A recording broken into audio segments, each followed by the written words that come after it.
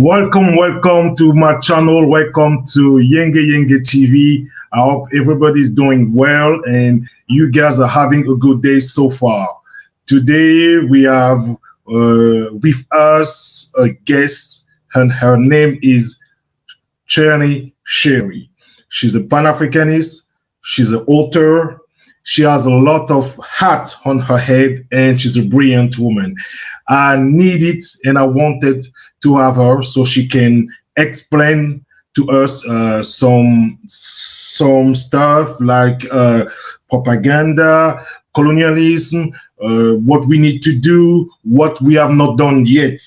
So I won't keep this too long. I'm gonna bring her to the channel. So then we're gonna start our show and we're gonna have a good conversation. My name came up a lot of sounds, more when I was not around.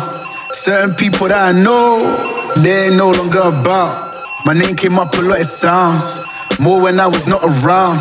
Certain people that I know, they ain't no longer about. My name came up a lot of sounds. Know that they ride or die. I keep boys by my side.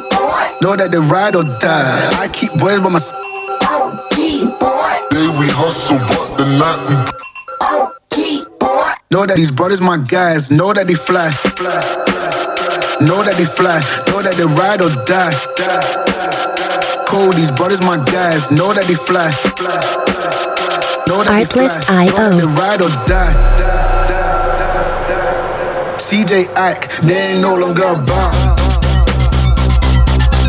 They ain't no longer about. They ain't no longer about. CJ Ike, they ain't no longer about.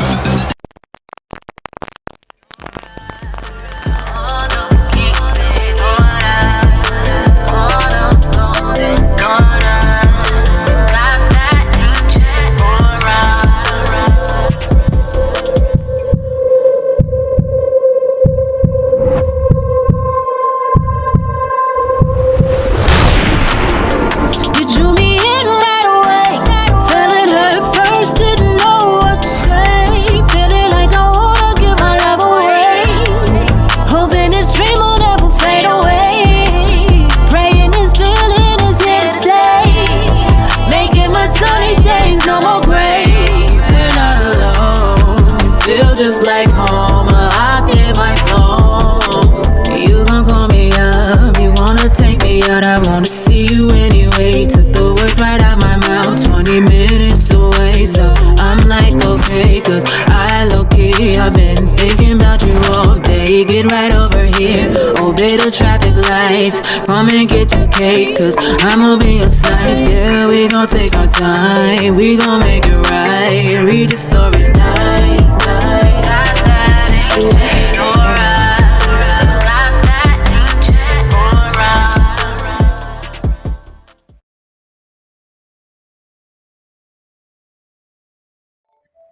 Hello, Tierney Peprah.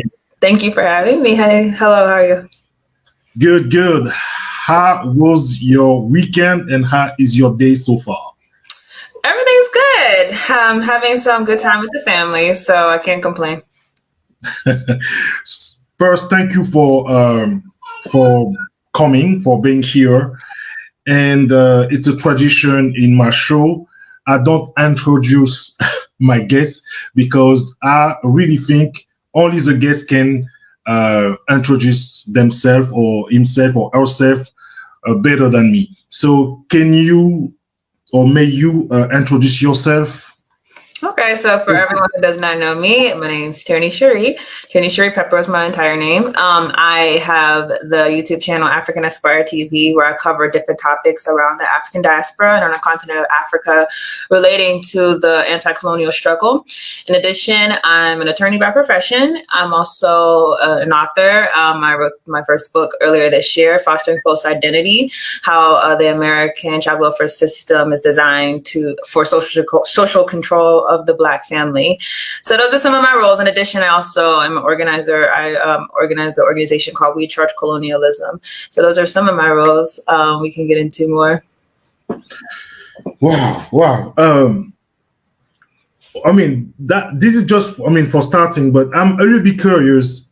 how did you learn, or how did you become a Pan-Africanist? I mean, how this happened?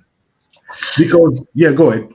Yeah, I mean, so when I was in nearing college, I began to, I guess, question a lot of things about my surroundings. I began to experience, or I've always experienced being Black in America, but have a more realization of the implications of that. So when you see your city being gentrified, you're seeing the police concentration, you're seeing poverty, and you're seeing all these things that society in America delves to African people, the thing that you're trying to figure out is why. So originally, I was just reading a different authors. I was reading Ida B. Wells. I was reading Marcus Garvey, and Marcus Garvey was the one that first, I guess, got me to start looking at Africa. And so from there, I think it was like a natural progression. Once you kind of see that the issues plaguing Africans in the United States are really no different than the issues plaguing us on an international level, then you kind of reach the natural conclusion that the only way we'll be able to rid ourselves of this oppression is by uniting with one another and fighting on a collective scale this enemy of global white supremacy. So that's really how I arrived at that conclusion. And from there, I just started learning more and more about the continent and exploring different topics pertaining to anti-colonialism, anti-capitalism, and ultimately what I think will lead to Black liberation. Black liberation, yes. To me, that's a key word, because it's just my opinion. We are still under control, and we need to seek for that liberation. Yes. And the topic of today, I know we're gonna talk about so many topics, but the main topic is Western propaganda, and if women are being used by Western propaganda. I know men too. I think it's everybody. We all are being used, maybe on different levels, or we participate in it consciously or unconsciously, actively or passively. So can you tell me something about it? What's your take on it, about that propaganda? Like you said, I think it's not a Black woman or African woman issue.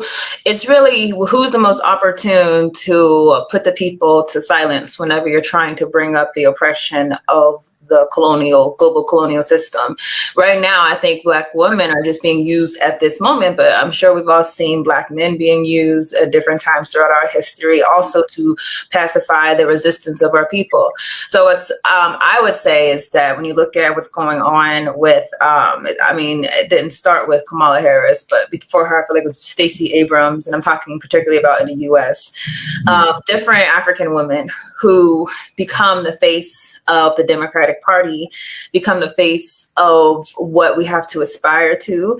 And all of these people have very much complicated legacies. I would say that their allegiances are not to the liberation of our people, particularly on a global level. That's something that we also have to be careful with, is that I think us in our different places inside of our African countries, we get so focused on what's happening with us that we're not thinking about the implications for our neighbors, the implications for our people abroad.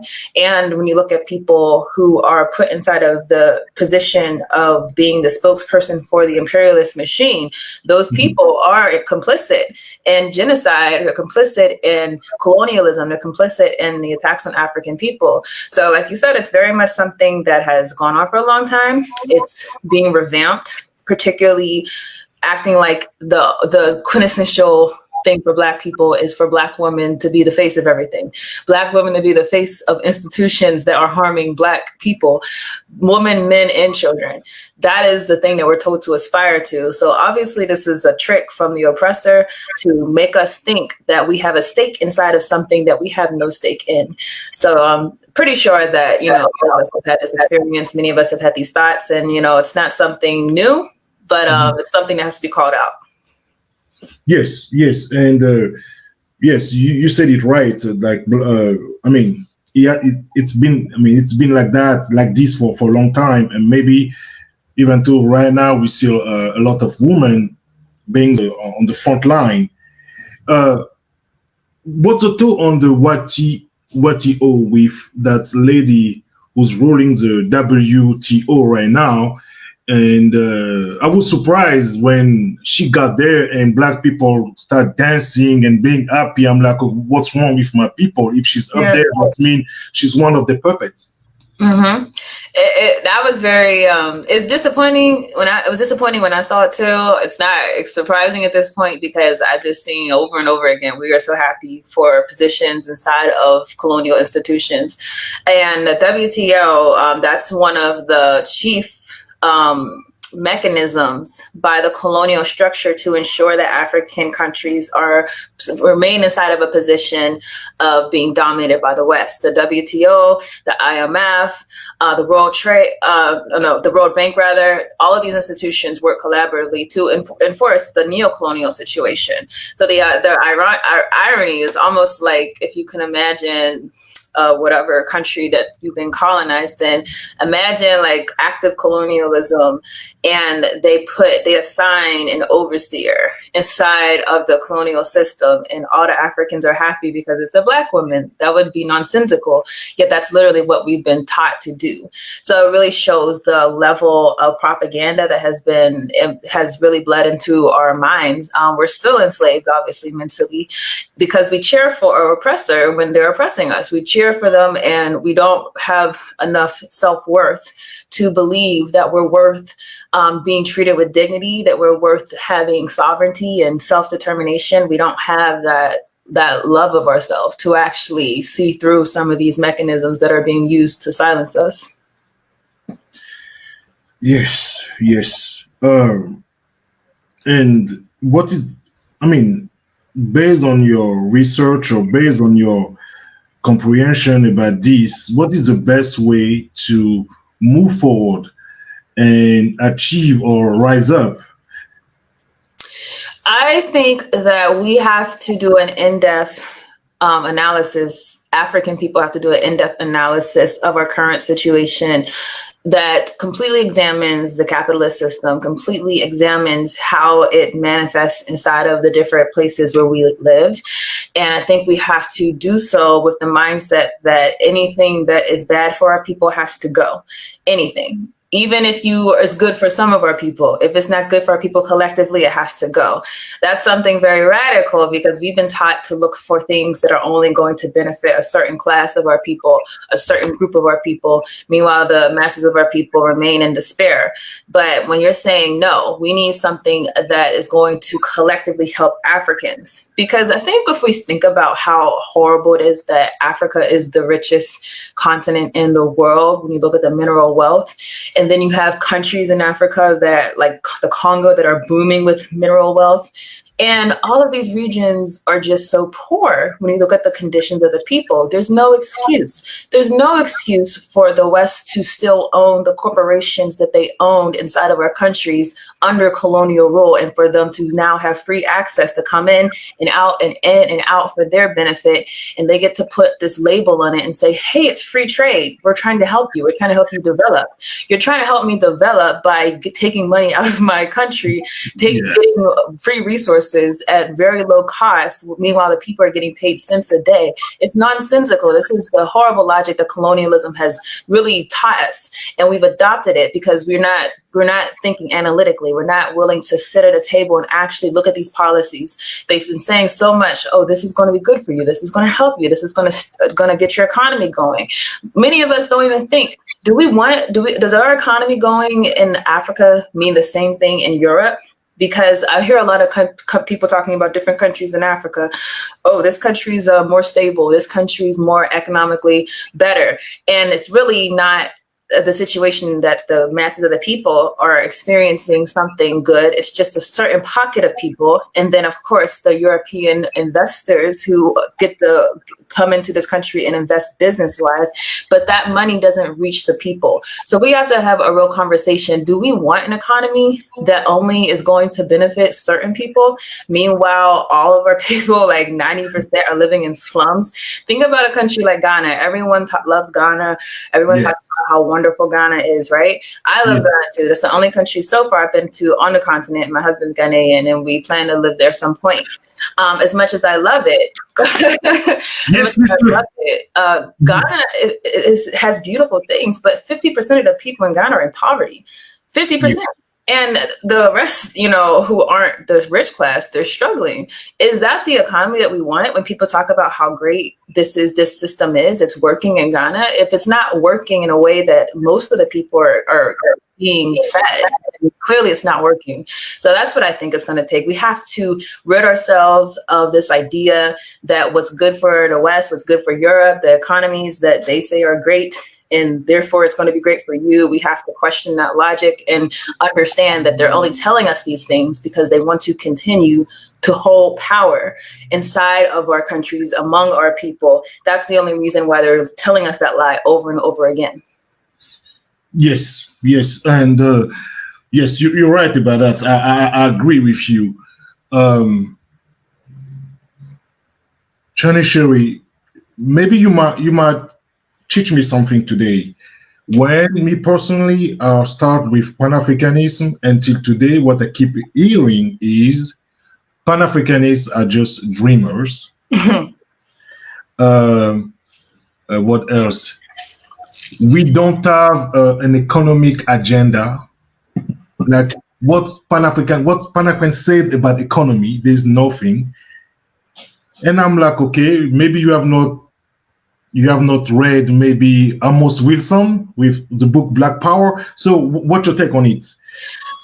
I think Pan-Africanism is broad. We have to acknowledge that. So I have people who I'm real cool with, in the struggle, who say they're Pan-Africanists, but their Pan-Africanism, they mean the same thing as far as Africans coming together and fighting the oppressor, but their methodology is very different than mine. I am a Pan-Africanist, but I'm also a socialist. I believe that the only way for us to truly have freedom from this global system is for us to ensure that every single African person in our society is taken care of. To me, there's no other way to live whenever you're talking about going back to your original African heritage. If you know anything about how societies ran prior to experiencing the colonial governments, they ran collectively. It was about collectivism. It was about communalism. So to me, that has to be on the table. I'm not interested in, I'll be releasing a video probably tomorrow. I'm not interested in a situation where Akon says, oh, I love Africa, everyone come to Africa, but he's in Africa making business deals that are hurtful to the people. Business deals with who? Yes, exactly. But this is Pan-Africanism because Akon, my understanding, he was born in America. He's Senegalese, and he goes back to Africa. That's Pan-Africanism. And he's going to other places in Africa. He's going to South Africa. That's Pan-Africanism. He's going to the Congo, and he's starting to trade inside of the cobalt mines that are horrific. That's Pan-Africanism. Now there's reports coming out that he's going to Uganda to start another Akon city over there. That's Pan-Africanism. So, there has to me, it's Pan-Africanism can be flowery. I notice a lot of people in our communities were more concerned with the glory days. We're concerned with quoting all day. I see it on my timeline all day. I hear Thomas Sankara quotes, I hear Nkrumah quotes, Malcolm quotes, and pictures of these people and speeches. And I love these people very much as well. I love them very much. They're obviously the people who brought us into the ideology. But I think that our ancestors would be more interested in us continuing their legacy, not by posting your quotes or videos, but by actually doing the work. What are you doing that looks like what Nkrumah did when he was dethroned? What are you doing that looks like what Sankara did? What are you doing? If you're not organizing with your people, if you're not coming together and trying to fight this thing on a collective scale, then you're not continuing their legacy, in my opinion. You might continue spreading their words, but you're not actively engaging in a way that you're furthering what their purpose was. And unfortunately, I do see a lot of us, we fall into this glorious, this is what they talked about. This is what the freedom struggles were. But we have to be engaged with those things today and not look at those things in the past as where it all ended. Yes, I agree with you. It gave me the impression, maybe I'm wrong, that we were more engaged when we were under duress. Because we could see the gun pointing at us. Today, we don't see the gun pointing at us, but we know there's a hand somewhere, hidden hand controlling things. Yeah. Maybe that's what makes us sleeping right now. I agree with that assessment. So I think the thing that we have to look at is how the colonial system, and by the colonial system, I'm also talking about the system in the United States as it pertains to Africans in America, because I look at all of this as a part of the same system.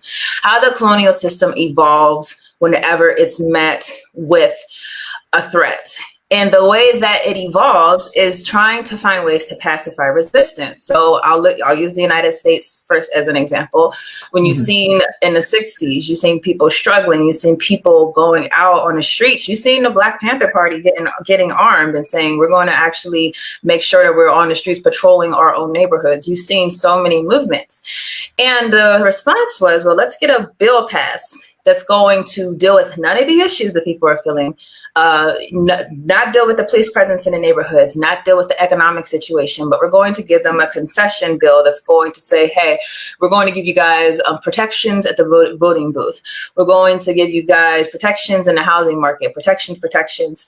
If you look at that, how that actually slowly deteriorated our ability to mobilize, because a lot of people no longer felt, like you said, that they were under duress.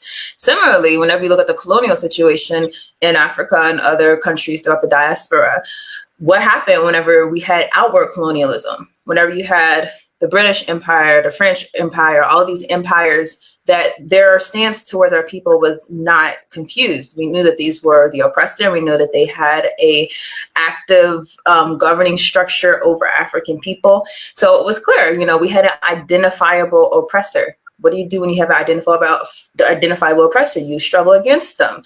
But if you look at today, the conditions of our people then versus today, the conditions are the same, but the duress is not there because the oppressor is no longer identifiable. Instead, we have these African puppets who are put in place to look like they're the oppressor, but we're not made to think about the people who are funding these governments, the people who are making business deals behind the scenes that we might never see these people.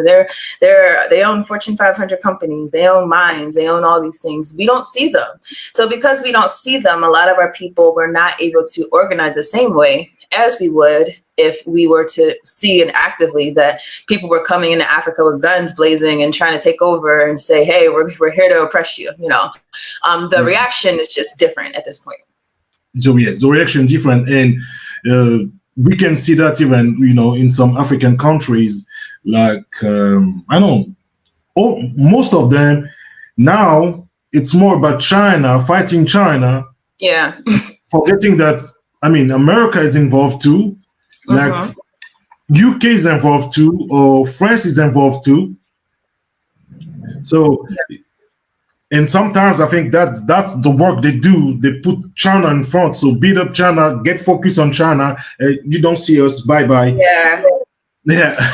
It's crazy. So here's the thing, like, when we think about China, I am of the belief that, yes, the Chinese have been problematic in many places throughout Africa. That's just a fact.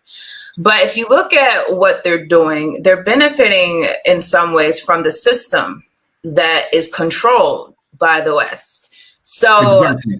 The system was created by the West. The system is upheld by the West. They're the one that have the military presence. They're the ones who have their business people over there having ownership of different African things. So the system's already created. And people get upset at now that I think, honestly, that we're so conditioned to be used to seeing white people do this, that when you see the Asians now get in on what the white people have been doing, our reaction is, wait, what are you doing? Like, we're not used to you being here. We're used to white people doing this. So I think, honestly, a lot of it is that when we see exploitation happening from people who we're not used to, we feel threatened, like you're also supposed to be down here with us. To me, if you're upset about the issues that happen whenever China goes to Africa, you have to be upset at the system that allows not just them, but the United States and Europe. What's happening a lot of times today is that the US and the European countries are using China as a propaganda machine. You heard Donald Trump's administration talking about how China is a problem for Africa. Just let that resonate. What makes you think that Donald Trump cares about Africa? Mm-hmm. Yeah, Biden's saying, oh, China, we have to make sure that they're put in their place. What makes you think that these people care? They don't. They are threatened by their presence. That's really all it is. So we do have to be careful. Yes, if they're doing wrong, absolutely identify it. Let's get rid of it, but let's do it with the understanding that it's not an individual actor. We're concerned with the system that allows all these people the benefit of coming into Africa and exploiting from Africa and taking from Africa. Yes. And you talk about Trump, and that's also it just crossed my mind about Biden, because last year during the election, I've seen so many of us, supporting Biden, saying, okay, he's better than Trump. He lacks he's not reckless. He's not gonna attack Africa, or yeah. I'm like, okay, I don't get it. And unfortunately, it's kind of like we spoke. I'm sorry. To me, it's just more Polish. Yeah, that's it. That's it. That's what I was going to say. To me, it's kind of like we were talking about. We don't deal good with people who are outward with their intentions. We prefer you to lie to us to our face and do the same thing rather than be outward about doing the same thing. So when Donald Trump gets on TV I think he's in a meeting and says out loud, oh, these shithole countries in Africa, that is more offensive than Biden's policies that treat Africa like it's a shithole, so it's really unfortunate, but this is the reality of our people. And that's why people who are more polished are able to get away with a lot, because they've realized that we get triggered by the outward racism. If you look at Joe Biden's alliances, particularly when he was coming up, I don't think anyone with a reasonable mind would say that has any more affinity for the Black community. This man authored the 1994 crime bills that caused millions of Africans to be inside of the prison industrial complex still today. So if you're looking at that person and saying, oh, this person's better for us, you have to understand this person might speak better, but their intentions are the same. And that's what we have to be concerned with. What are you doing? I'm not concerned with what anyone says. I'm really concerned with what you do. Personally, I kind of prefer in some ways whenever people are outward about their intentions, rather when they're hidden, because unfortunately our people aren't able to organize the same because of what we spoke about under a Joe Biden versus under a Donald Trump, or under a Donald Trump versus a Barack Obama. Because again, we're not feeling the need to organize. And already I've seen like the decreased reaction to what the president does just among our people. Yes, you're right. And you said a key word, organize. Mm-hmm. And this remind me the great Kwame, it was Kwame Ture. Yes. Who said there's a difference between mobilizing and organizing. Yeah. It's true. I mean, I think right now when you look at the movements that are going on now, they're basically mobilization efforts. In fact, we've seen in America a lot of criticism against the Black Lives Matter movement, because we're realizing that a lot of people have profited over going into different destinations and mobilizing the people. But whenever the news coverage is no longer looking on the ground to see what's happening in that particular location, those people go to where the next story is. Meanwhile, the communities are left in the same condition that they are in. So they need organizers, not mobilizers. They need people who are building infrastructure, building institutions, building social movements. That's the important thing on the ground. Yes. There are people there on the ground, but of course, the people who get funded and the people who receive the most substance are the people who oftentimes are selected by the media to come in and go out. These are the people who are going to get all the support. So it's a real issue with our people. We have to learn to not be driven by our emotions. Just look at, if anyone's watching, this young brother, Dante, and I forget his last name, who was just murdered by the cops. it's just happening over and over again. We're being driven by our emotions. You should have been consistently thinking about that system that existed since Philando Castile was killed. Why is it that Philando Castile, okay, things died down. George Floyd, okay, things died down. And now you have this young 20-year-old who's killed by the police. And now it comes up again. Organizing is very different from mobilizing. Organizing is saying we have a systemic issue and we have to deal with that. And the thing that I feel like a lot of local organizers also have to improve on is not getting boggled down into this being a local issue, but understand that this is a national issue and that this is a national issue that's a part of an international issue, because I don't look at policing in the United States as any different than the military occupation of African countries abroad. Yes. Yes, and you said it right, and I like it. You wrote a book. I order it. I don't have it yet. That's okay. And you talk about fostering and the welfare system, right? Yes. If we stay just here in America, do you think that's where the division started? With that system, because I know President Johnson maybe started something. Reagan came and he just, put us apart. Bill Clinton came with the crime bill. So I'm trying to understand right now why we cannot really get together and really fight together. Yeah.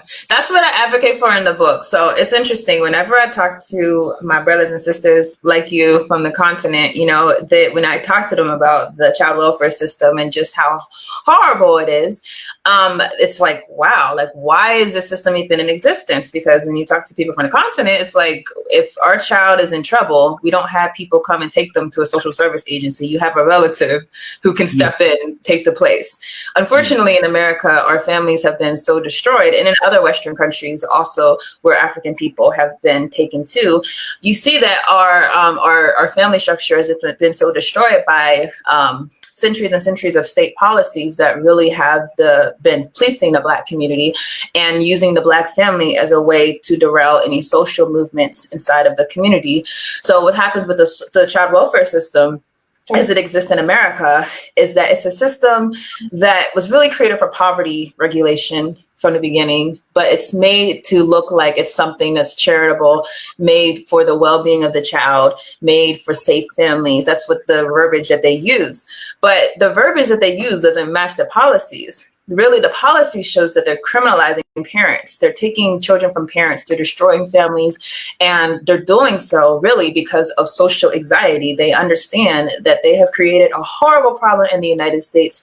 They understand that it is their fault. And instead of dealing with the problems and trying to do right by the people and trying to help the families to heal from the horrible systemic oppression that they have historically dealt with and that they continue to deal with, instead the response from the child welfare system in the state in general is to take the children and try to send them off somewhere where the child will not pose a threat because the family will be destabilized. So this is played over and over again.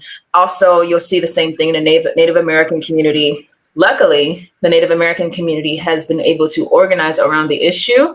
And although things aren't perfect with them, they're still disproportionately represented in the child welfare system. They at least have an organizational structure to challenge the taking of their children. So what I advocate for is that us who are trapped in America, that we start organizing among ourselves to make sure that we get some type of laws that are passed to protect our children. But that's not going to happen until we get outraged enough and until we have this issue actively in our consciousness as a people as being something that is intentional, that they're intentionally attacking the Black family. This is not a happenstance thing.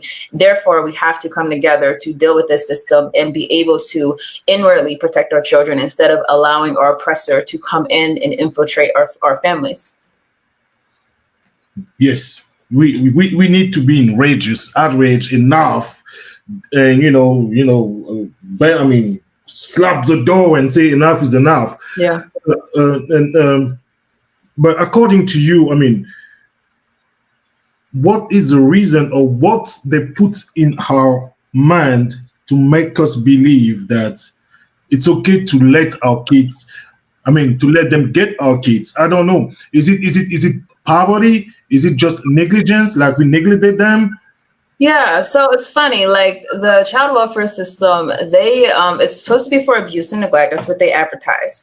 But whenever you actually look at the numbers of children who are in foster care, over 60% of them are in foster care just for neglect.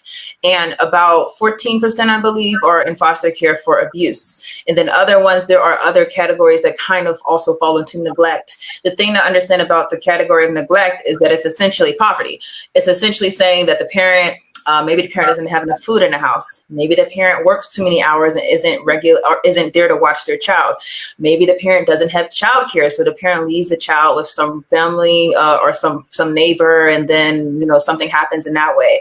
Neglect is such a broad category, but it really overwhelmingly represents people who are poor. So that's why really you have a situation where African children are disproportionately represented because, like I said, the state created this system. They created this situation that we're dealing with, and they're not willing to eradicate it. They would rather find backdoor ways to ensure that we're still kept inside of this position while they are able to benefit from the stability that they desire. So it's really a backward system, and they use the propaganda of abuse. You'll hear horrible, horrible stories, and those will be the representations of what happens in every single case. You'll hear horrible stories of abuse. They're very serious, but that's not overwhelmingly what happens whenever children are taken from their families. Overwhelmingly, it's just poverty. Just for poverty. Yes. And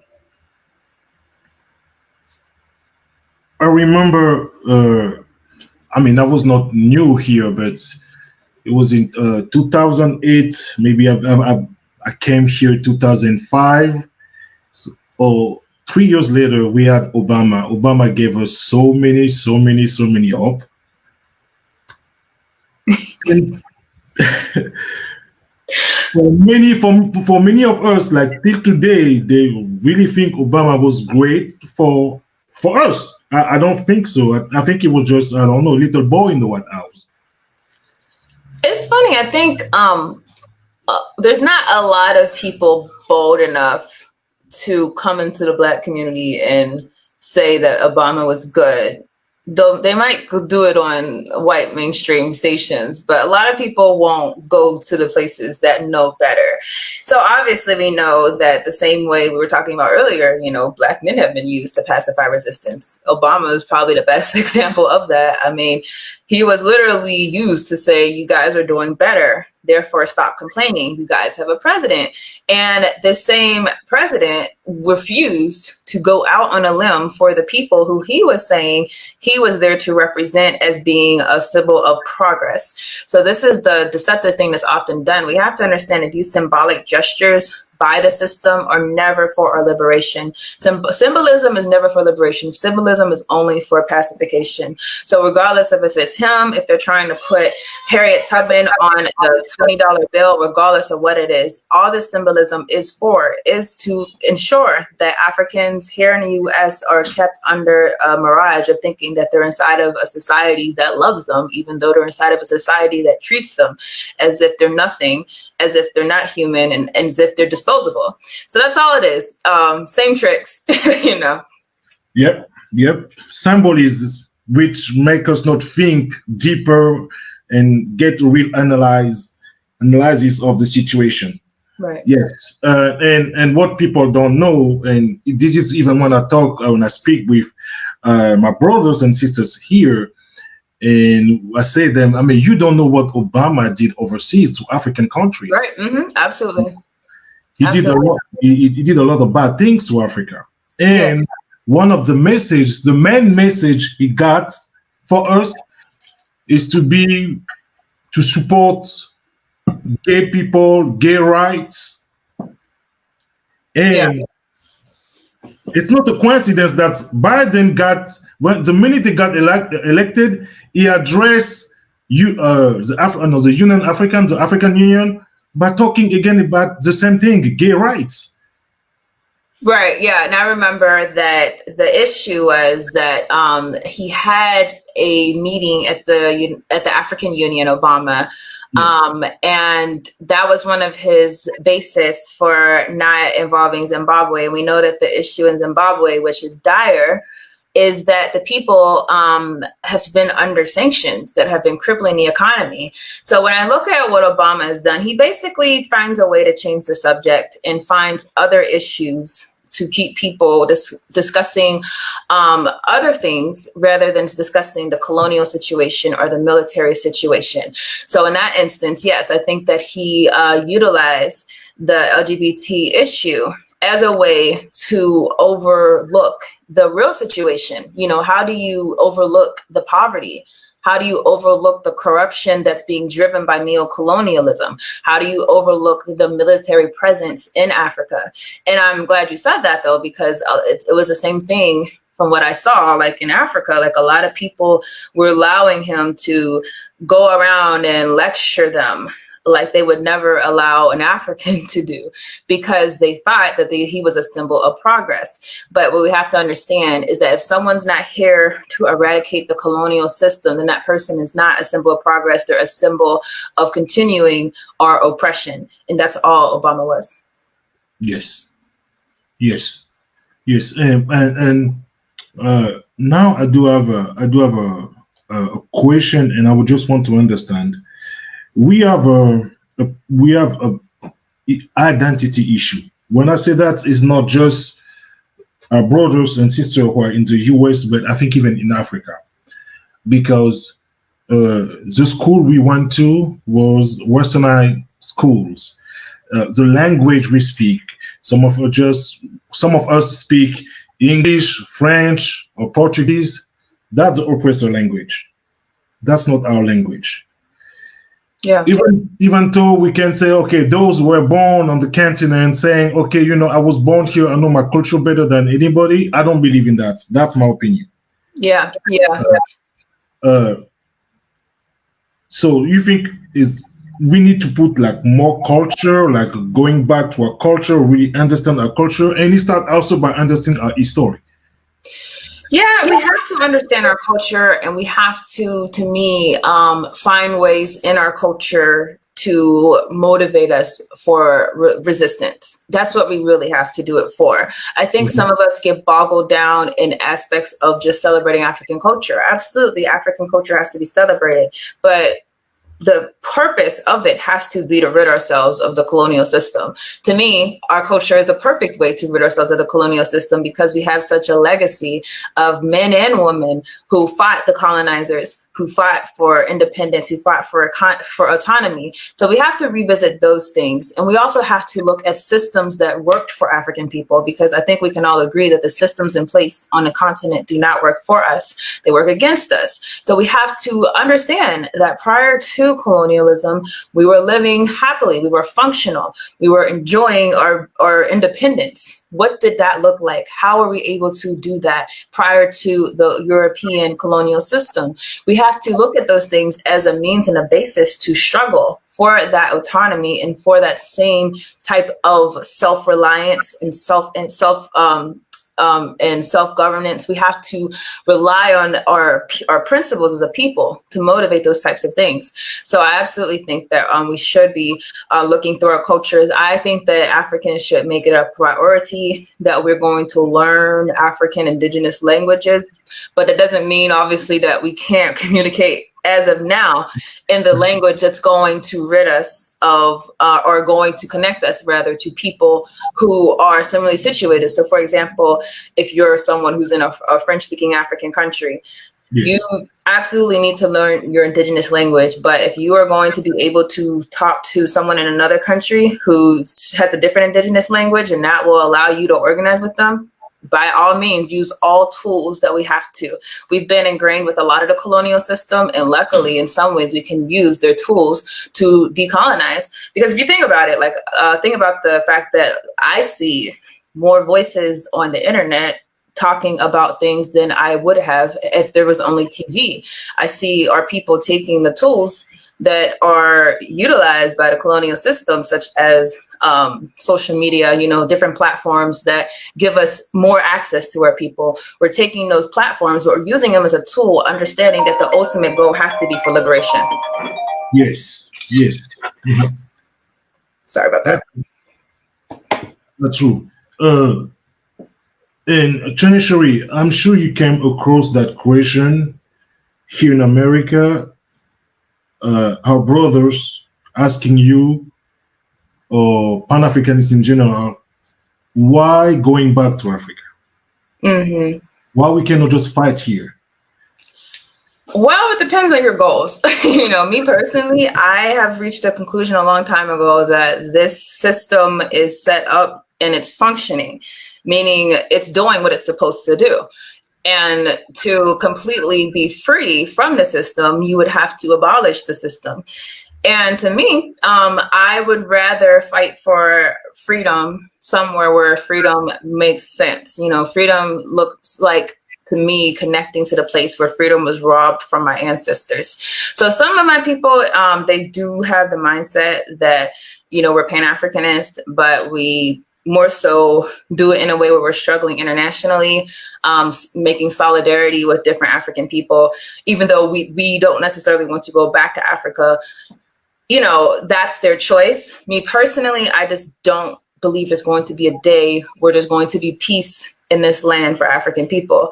And I do believe, though, that there will be a day where there's going to be peace for African people in Africa. So for me, that's the ultimate goal. Even if you have to struggle with the mindset that I'm waging this now from the place of imperialism where it reigns, for the ultimate objective of going to Africa and continuing to struggle there. I get, I have to say that part because I feel like a lot of our brothers and sisters were kind of like fleeing Africa to run away from the systemic issues that we're dealing with here. But we have to keep in mind that the same system, although it might not be as perverse in certain ways, it's perverse in other ways in Africa.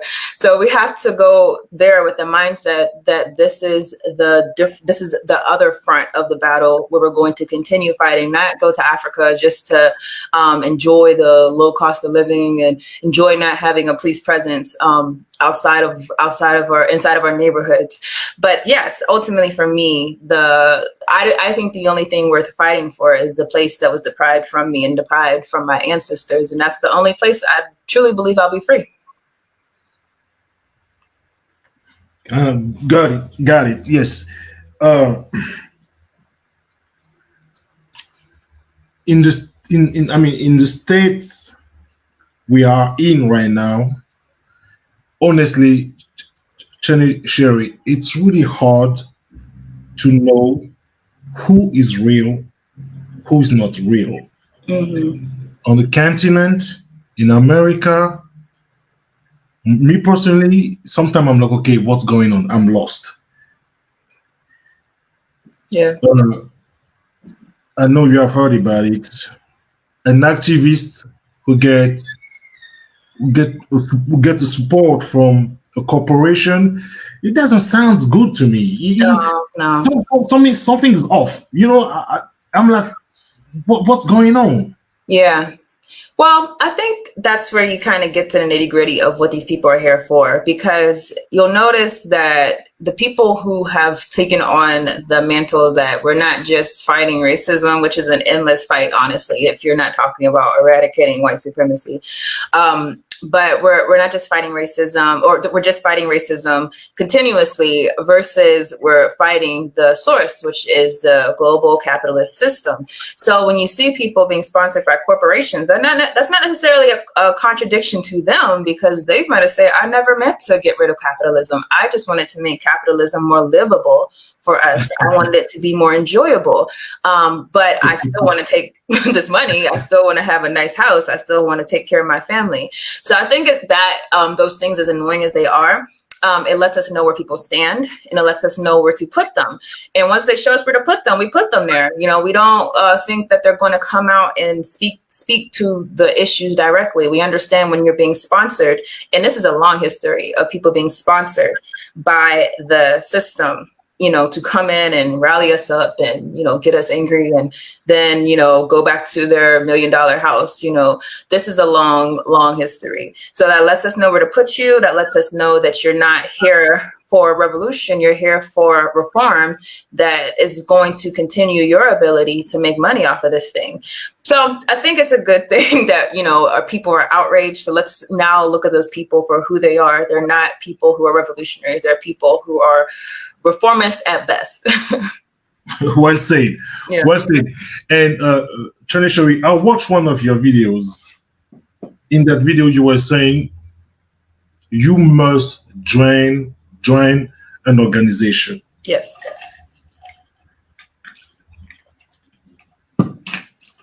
Can you elaborate on it a little bit?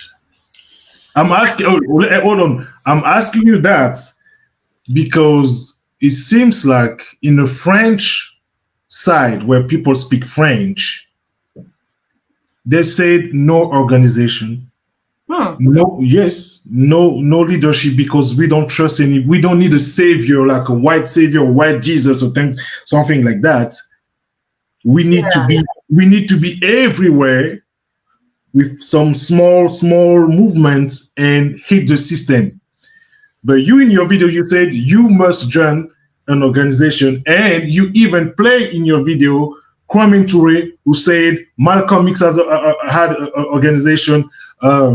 Marcus Garvey had an organization. Can you elaborate on that? I just want to connect with that. Yeah, I mean, so let's be clear. We've talked about some of it. Our people have been very, very much mistreated by the people who have been put in leadership positions over us.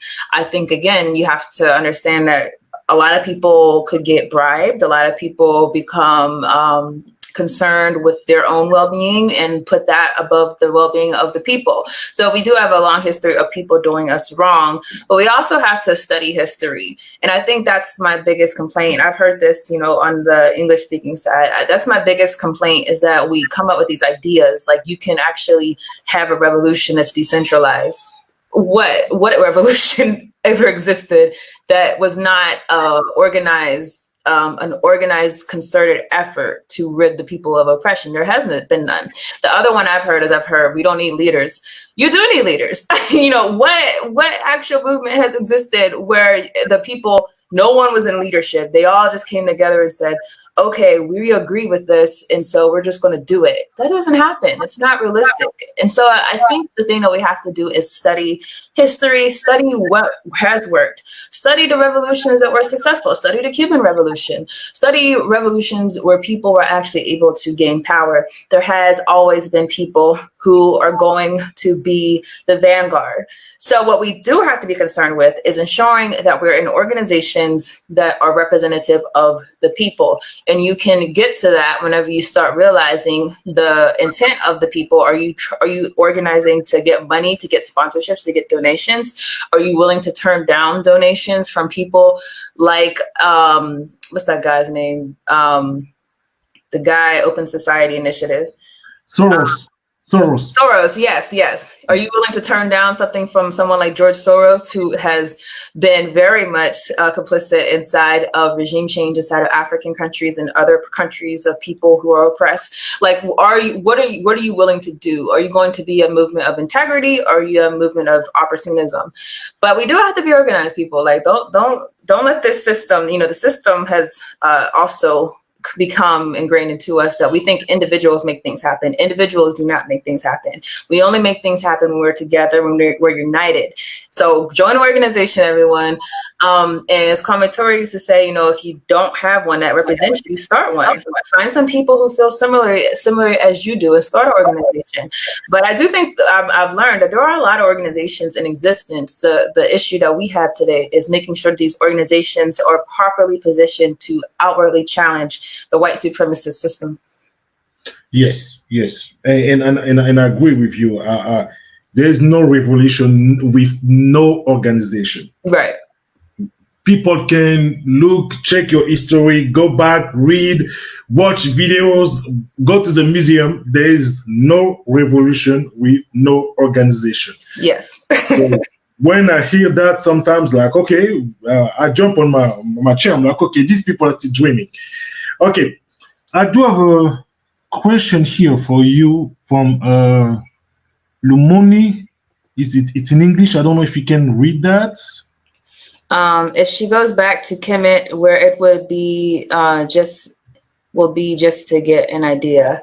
If by Kemet is just Africa. Come on, we say okay, Kemet. because I've heard it referred to as Egypt. So Africa in general, yes, I've gone to Ghana. I would love to go to Africa more. As you guys may know, in the U.S. situation, they make sure you only have a certain amount of vacation days a year.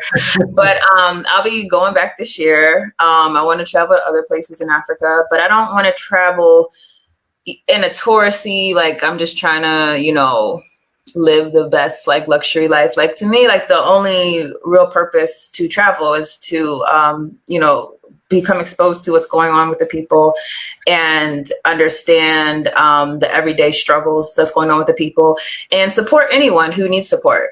That's really, to me, the best motivating factor as far as exploring other places outside of Ghana. Yeah, and Tanisha, may you also talk to us about your organization, which is we charge colonialism. What is about? What is about?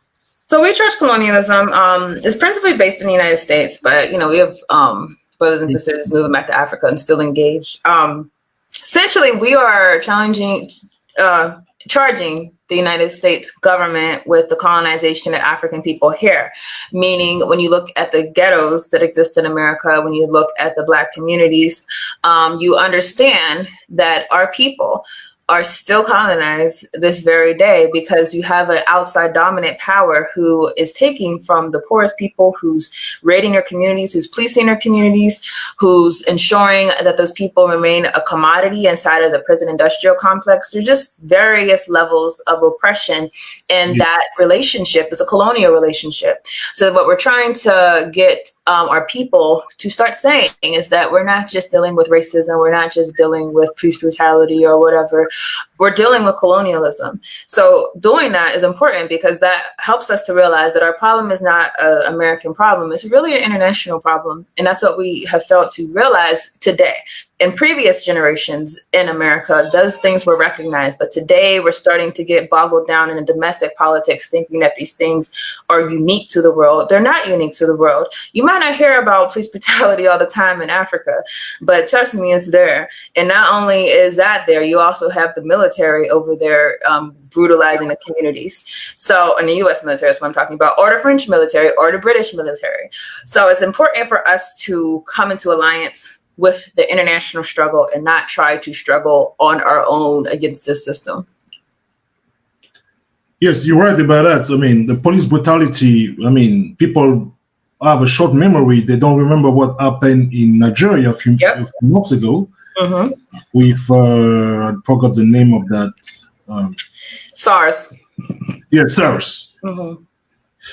So right now I am on your website.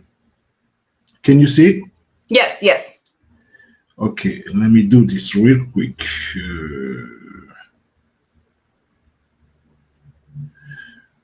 Where is it? Yep. All right, so guys, so you can go on the website, check it out. There's good information. You can join too. These contacts. What do you need to be a member of We Charge Colonialism? To become a member, well, you first fill out our membership application.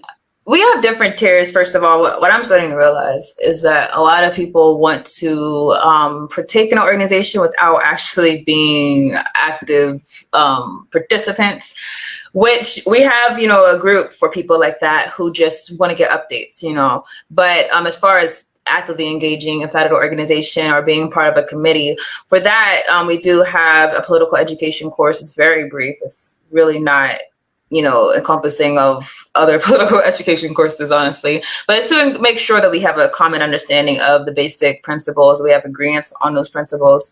And basically, it's an onboarding process. When you're done with the process, you can join a committee and actively participate in that way. That's good. That's good. And we're getting to the end of this show interview, and Tierney Sherry, I want to know who are your top 3 favorite revolutionary. Okay. And give us at least 3 books that we must read. Oh, it's tougher. All right, top 3. Number 1, Kwame Ture. I've just learned so much from studying him, and he's just my number 1, honestly. I would say 2 and 3 in no particular order, Malcolm X and Winnie Mandela.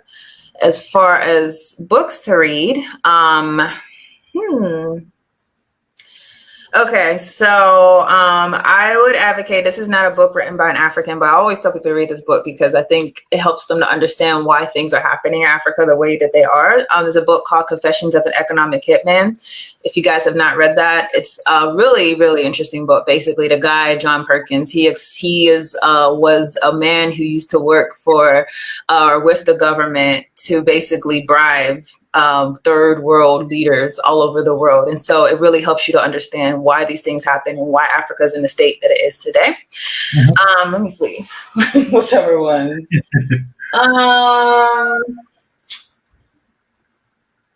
Let's see. There's so many. So I'll just say off the top of my head, I mean, Stokely Speaks, that's another good one.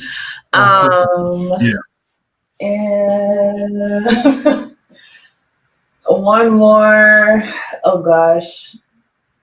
I don't know.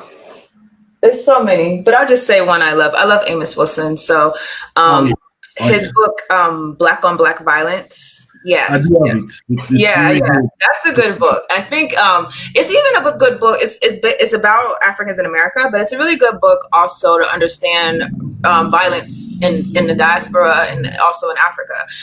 Basically, the book breaks down how intraracial violence is motivated really by being powerless. Like we hear like, oh, Black on Black violence is just because they're poor or whatever, but it's more than that. It's actually the white supremacist system that makes you to feel powerless, and like you have to get your power back, and you get your power back by exercising control over those around you.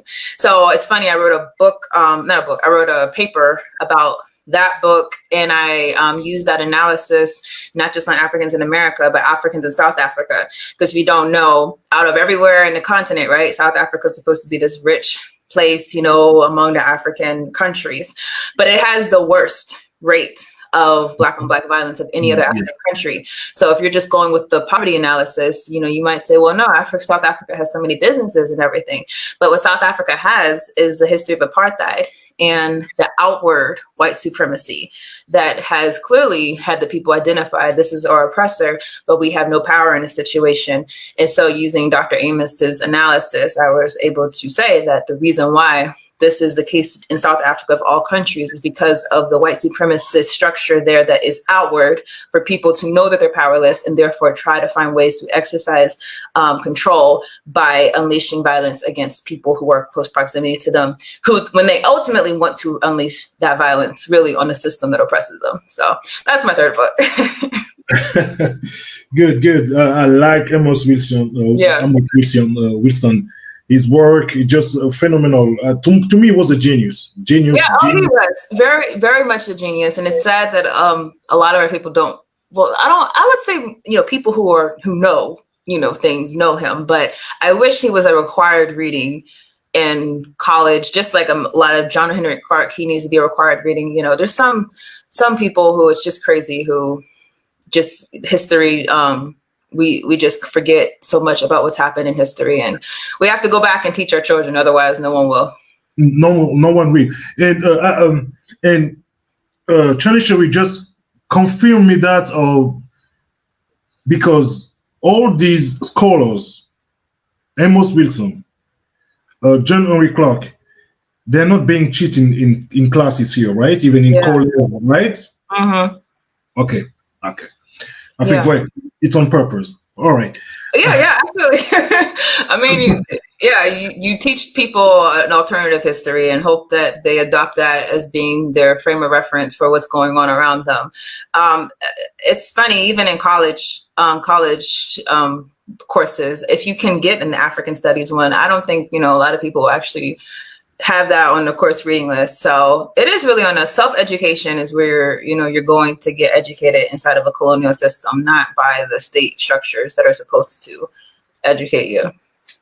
Yes, and we cannot hand this show without promoting your book. So please talk about your books.